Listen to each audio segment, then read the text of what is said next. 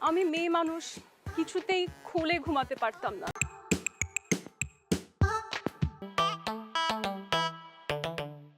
কি ব্যাপার, এত হ্যান্ডসাম একটা ছেলে, দেখতে শুনতে তো হিরোর মতো, এত ভীতু কেন?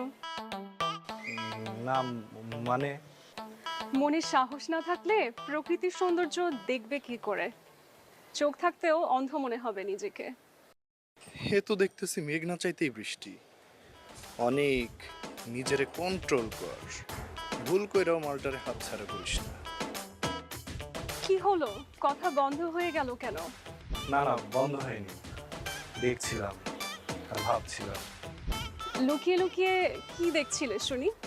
আর কি বা ভাবছিলে?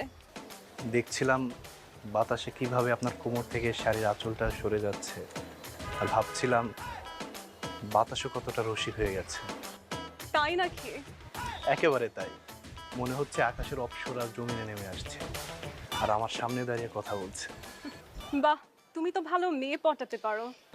আজকেই উঠলাম এই বাসায়, একা থাকতাম তো, তাই আগের মহল্লায় কিছু বাজে ছেলে আমাকে প্রতিনিয়ত ডিস্টার্ব করতো।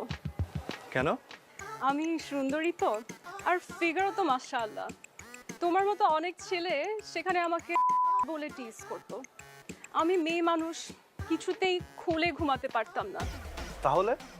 তাহলে আর কি, ওরা জানালায় ইটের টুকরো ছুঁড়ে মারতো, আমি বাধ্য হয়ে জানালা খুলে না রেখে উল্টো বন্ধ করে ঘুমাতাম।